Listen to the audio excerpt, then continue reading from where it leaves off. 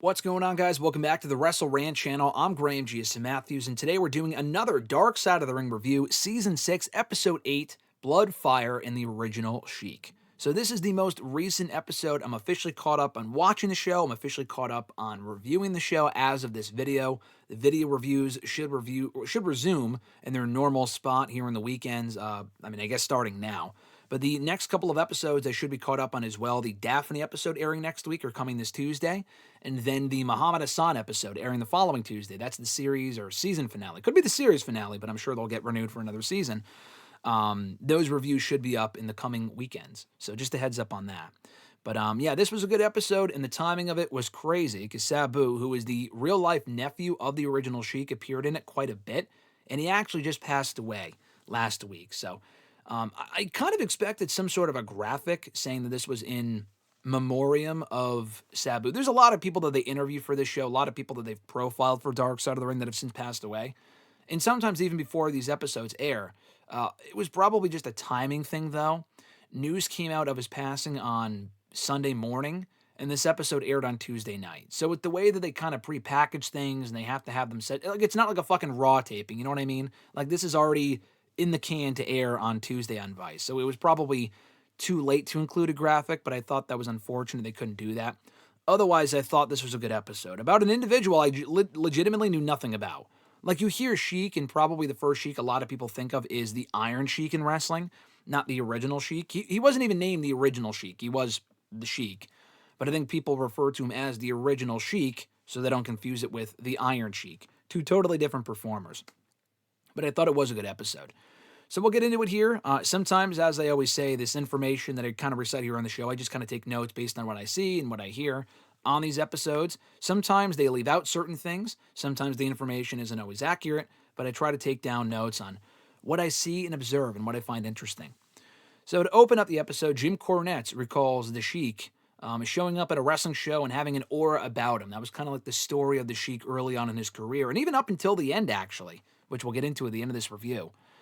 They mentioned that Sabu was his nephew, as they mentioned already, and RVD says that he influenced hardcore wrestling, the Sheik that is, and that he was actually also trained by the Sheik. So RVD was trained by the Sheik, as was Sabu, but Sabu made sense because Sabu was his nephew, but Rob Van Dam was also trained by the Sheik. He adopted an Arab gimmick in the 1950s, which he was of Arab descent, but it wasn't like, not that it wasn't obvious, I guess they had said, but it was just a gimmick that he used because he knew it would get him heat, especially in the 1950s where like the foreign heel gimmick kind of ran rampant. And he actually used his wife as his manager, so to speak. I forgot her real name, but I guess her character name was Princess Salima. Princess Salima, they use her as the exact words that they use here in the episode. I'm not kidding. They called her his slave girl. That's what they said. I don't know if that was like her gimmick, but that was like what they referred to her as in this episode, which I thought was interesting. But anyway, so I guess during his matches, he would pray to Allah. That was like part of the gimmick. And again, he would get booed for it. That's just, that was part of the original Sheik character. Dory Funk Jr., who was interviewed for this episode, good to see him interviewed. He was actually, I just saw him when I was watching back the WWE Hall of Fame from last month. He was there in honor of his father, his and Terry Funk's father, Dory Funk Sr., getting inducted into the WWE Hall of Fame as part of the Legacy Wing. But he was interviewed here, and he said that the Sheik stood for blood and gore. He threw fireballs. That was one thing. I don't know if he started that in wrestling, but it was definitely something that he was known for. So we see fireballs today with like fucking Chris Jericho, which is stupid. But I don't know if the Sheik was the one who started it, but they kind of make it sound like he did. But even before he became a wrestler, they had mentioned that he joined the military. And then wrestling, he joined wrestling soon after he returned from the military. So they kind of talk about his background a bit before they go further. He was of Arab descent. So it's not like he just put on the character just because he thought it would be cool. He actually was of Arab descent. But he just played it up more and more than he actually, he like kind of like some other characters that WWE has done. They might be of a certain descent, but it's not like their complete personality or it's the only thing that kind of represents them, whatever. But WWE and wrestling in general, they just kind of accentuate certain characters for a reason. Usually to get heel heat, which is bad. The further along that we go, and it shouldn't always be a heel gimmick. But back in the 1950s, it was kind of logical, I suppose. He never wanted to expose kayfabe, so he actually never used his real name. When people called the house, they said, he would always refer to himself as the Sheik. He would speak in the accent. He would go out wearing the gear, like the garb and everything. Sabu, his nephew, remembers him kayfabing all the time, including at home. When they would have wrestlers over the house, the heels would be on one side, the baby faces would be on the other.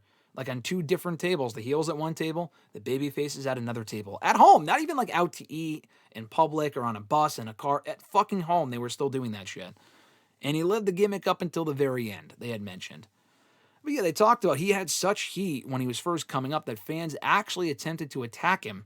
One fan pulled a gun on him in the crowd, and the only reason why it didn't work, the gun did not go through, was because the gun was jammed. And they found out when the cop got the gun, they attempted to shoot it, like, oh, it's jammed, it doesn't work. It actually did shoot a bullet. So had it not jammed for that one quick second, he would have been dead. He would have gotten shot, which is nuts. He bought Big Time Wrestling in Detroit, and they had a lot of success with it. Did Sheik running that promotion. They outdrew Piston games and concerts, had great attendance. And at one point, I forgot what year exactly, but he reported $400,000 on income tax, which today equates to roughly $2 million from running this promotion. And he also spared no expense. He lived a very luxurious lifestyle during that point. He bought a mansion for himself. He acted like royalty. But he also ended up gambling all the money that he had away. And it didn't help that he booked himself to headline and win every single show. He refused to lose.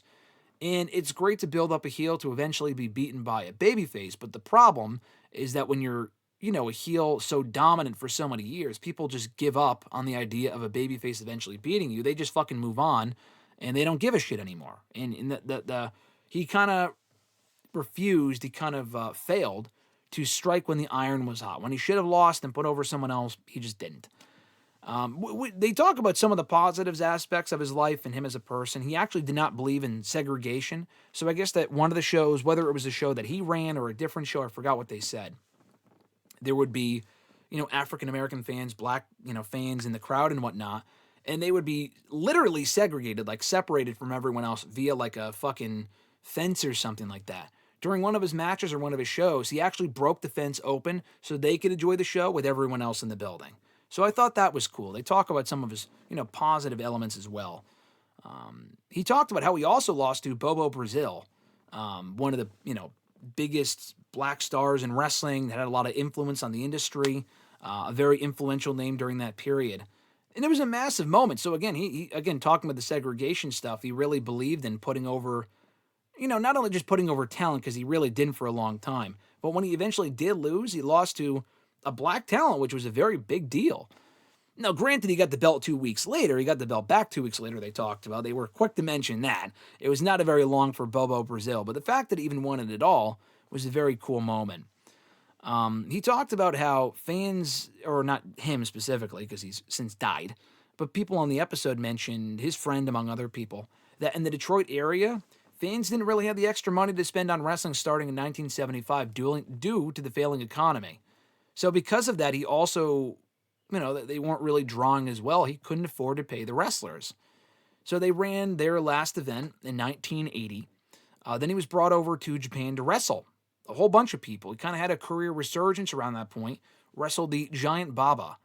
And he was losing a lot of his money. He just was not, saving it well, spending it well. He almost had like no money, even while he was over in Japan. So he started taking any booking he could. They actually show a rematch that he had with Bobo Brazil like 20 years after their original encounter in like a fucking high school gym or something. It was sad. It was sad to see. The guy was a lot older. He was a lot more out of shape. He was fucking huge, and not in a good way.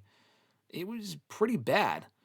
Sabu talked about getting shot in the face. I don't know if it was him himself or if it was the Sheik. I think it was the Sheik, but it was, like, obviously he survived. Like, he went through his ear, or it was a really weird story, but I wrote that down here. I'm like, what the fuck? They talked about that briefly. But anyway, he himself, I think it was Sabu, was the one that was shot in the face, which is crazy. I don't think it was Sheik. But he himself, they talked about his story a little bit as well. He wanted to start training days after getting into the hospital. Okay, so it was Sabu that was shot, not Sheik himself. I kind of forgot where that story came from. But yeah, it was Sabu who got shot. And right after he got out of the hospital, he wanted to start training wrestling. He was really inspired by his uncle. So he also adapted the rave gimmick and kind of wore the garb and that he still kind of had up until his final match a couple of weeks ago. And he says that the Sheik made him earn it. He really made it earn it. He really made him earn it with the beatings that he would give him and kind of putting him through the ringer type thing. He also started training Rob Van Dam, who Sabu was close with. He brought him to the Sheik, and Rob Van Dam recalls the first time that he started training him and how rough he was and all this other shit. They show Sheik in a match at FMW, which they did a whole episode on of Dark Side of the Ring years ago with Onita, the Japanese hardcore deathmatch legend. And the ring was on fire. Like, it was completely engulfed in flames. It was incredibly unsafe. It was a really stupid thing to do. His flesh was burning off. Like, and Sabu was also involved in this match, by the way. He said he did not know about being involved in it until a few days before. And he wasn't nearly as hurt or as, affected by this as much as the Sheik was. He ended up getting third-degree burns over a majority of his body, to the point where his skin smelled and it was still burning while he was even on the plane home. And that would have been the worst plane ride ever, having to deal with it, have it wrapped up, and be confined in one spot for X amount of hours. But he fucking dealt with it. He never complained. That was the biggest thing. He never complained about anything. They mentioned that a lot. He accompanied Sabu, actually, to the ring for a match in WCW in 1995. And he fell at one point. Sabu hit him on the way out, or on the he was jumping off of the apron with Sabu, and he connected with the Sheik, which might have been part of the plan. I don't remember. But he took a tumble, and he still threw the fireball anyway. He got up and threw the fireball. It looked stupid. It looked bad. But, again, it was always all about the show, going through the show, always make your bookings, never take a bullet for yourself type thing. And you just never feel bad for yourself. You just keep moving forward. But then after a while, kind of after that incident in WCW in 95, then it was really at that point he started to adapt to the family life. And he mentioned, or the grandkids mentioned, that he was really famous, actually, when he would go to the grandkids' school, and he was very famous with the parents, who obviously knew who he was, and he would take pictures with them, and they knew who he was and whatnot. So they had very fond memories, actually. A lot of fond memories of their grandfather. He had organ failure, actually, a few different times, as well as cancer. His body just failed him in all the worst ways. And he ended up passing away. I forgot the year, but they showed his gravestone. It was like 2000 and something. Early 2000s or the 2010s. It wasn't like that long ago. Like, it wasn't recently, but it wasn't, even in the 1990s. Sabu mentioned he was emotional here, talking about the passing of his uncle and how he was actually in the plane. He was in the air when he found out about it over the phone. And he even couldn't attend the funeral. And he said that's kind of probably what the Sheik would want, that he was taking a booking and he couldn't go due to that. So it's probably why, he wasn't there, because he was taking a booking, and the Sheik probably would have wanted him to do that. His uncle would have wanted him to go through with the booking. But anyway, it must have been in the early 2000s, because they showed footage of him being inducted into the WWE Hall of Fame. Was the original Sheik in 2006 by RVD, by Sabu. Sabu was asked to do it because that was his uncle. But even Sabu asked RV to do it because RVD is much better with his words than Sabu was. Sabu wasn't really much of a talker. Even here on this show, he speaks very fast. If you see certain shoot interviews and stuff, he speaks very quickly, so it's kind of hard to get a real grasp of what he's saying sometimes. But that was kind of the note they ended on. So they did show a lot more of the positive influence that he had. Some of the negative stuff, too, and how he was his own worst enemy at several points. But it was nice not to hear stories of, like, him beating up his wife or being involved in murder and stuff like that. Thankfully, that wasn't really the case. Just kind of a sad story of someone who kind of rose to prominence and kind of had a slow descent downward after, towards the back half of his career, being desperate for bookings and money and stuff like that. He was stupid with his money and stuff like that, but for the most part, he wasn't, involved in some of the other shit like Billy Jack Haynes was, that we talked about in the last episode that went up yesterday. So, anyway, good episode. I thought this was good. And like I said, the timing of it was weird and kind of eerie, very eerie, because this aired on Tuesday of this past week. Sabu passed last Saturday. News broke of it on Sunday. So this aired only 2 days later. Disappointed they didn't have some sort of a graphic up to acknowledge that, but again, it might have been too late, so I get it. But rip Sabu, we actually have a clip up here on the channel talking about his influence on the industry, the legacy he leaves behind on WrestleRant Radio from Thursday. There's a clip about it on Friday from Friday here on the channel if you want to check that out. But all my other Dark Side of the Ring reviews are down in the description box if you want to check out all my other reviews of the show, every episode dating back to season 1 years ago. Down below in the playlist, in the description box. More information on channel memberships, where you can get videos like this early and ad-free, badges and emojis and the live chats, shout-outs at the beginning and end of every live stream that we do here on the channel, and so much more. More information on that, $5 a month, in the description box down below. But at the very least, you can like this video and subscribe. All the support is greatly appreciated. Now, like I said earlier, the Dark Side of the Ring reviews should be back on track starting now, I guess. But the next Dark Side of the Ring review will be covering the Daphne episode airing Tuesday on Vice, and I should be getting to it either next Saturday or Sunday here on the channel. So keep an eye out for that. Have an awesome one, folks. I'm Graham G. Matthews, and I'll catch your ass down the road.